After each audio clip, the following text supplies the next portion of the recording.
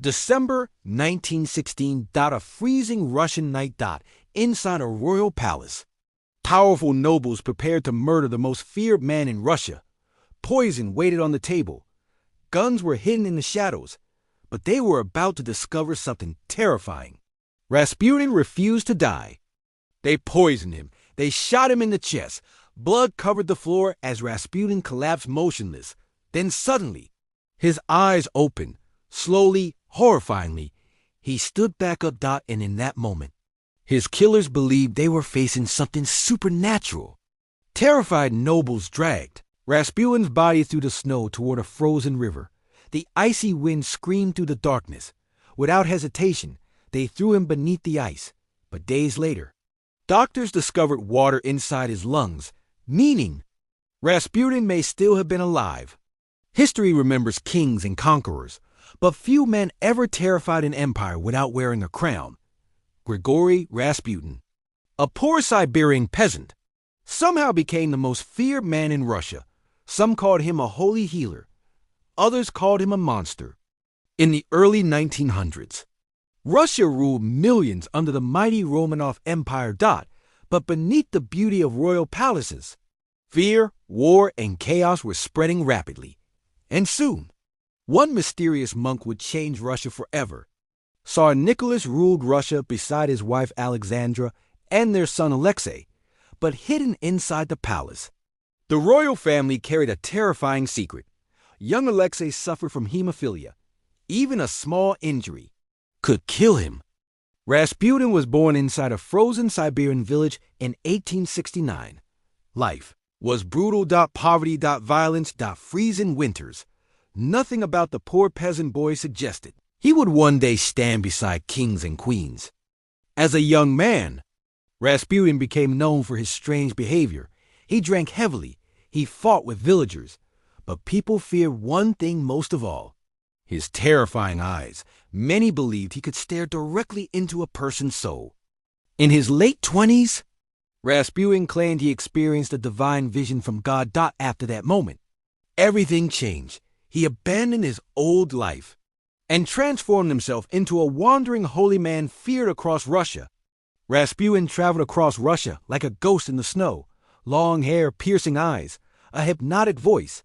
People became obsessed with him, especially wealthy women searching for spiritual guidance.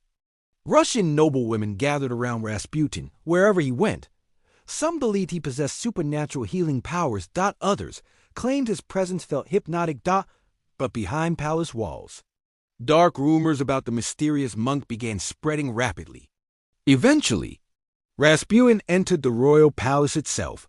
The Romanov family desperately needed help for their sick son, and somehow, this strange peasant from Siberia gained the trust of the Russian throne.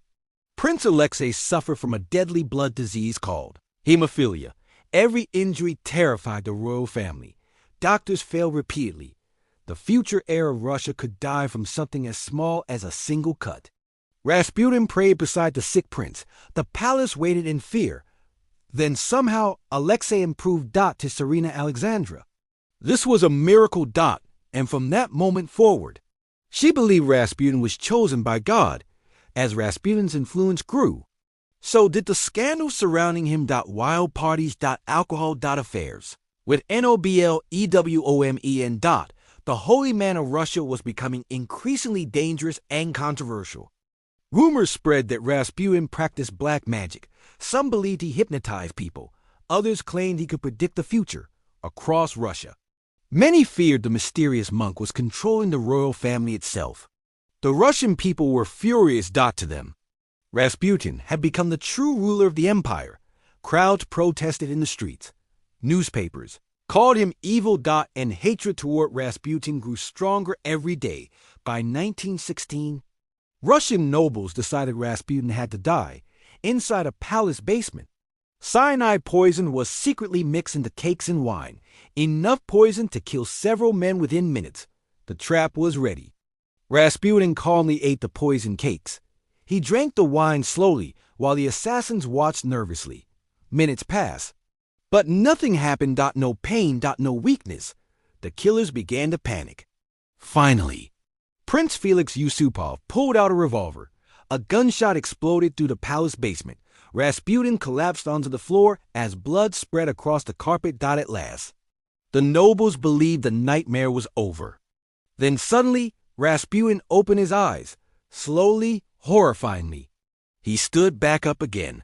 The nobles screamed in terror as the wounded monk moved toward them like a man refusing death itself. Bleeding heavily, Rasputin escaped into the snowy courtyard. The assassins chased him. Through the freezing darkness, gunshots echoed through the night as snow covered the ground in silence.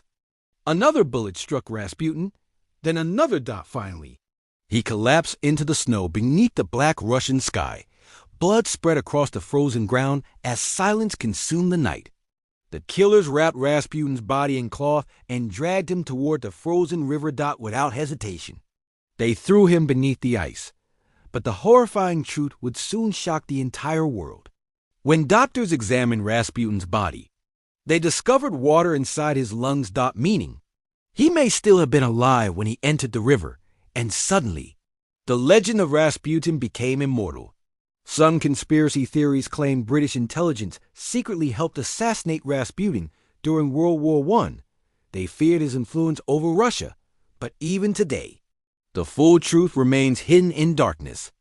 Just months after Rasputin's death, the Romanov Empire collapsed. Tsar Nicholas Alexandra and their children were executed, exactly as Rasputin had warned before his murder. More than 100 years later, Rasputin remains one of history's darkest mysteries, a peasant who controlled an empire, a mystic blamed for the fall of a dynasty, a man whose legend refuses to die. Today, the palaces of Imperial Russia stand silent, but the shadow of Rasputin still lingers through history, like a ghost haunting the ruins of a fallen empire. Maybe Rasputin was simply a manipulator. Maybe he was something far more terrifying. But one thing is certain, even in death, Rasputin still refuses to disappear.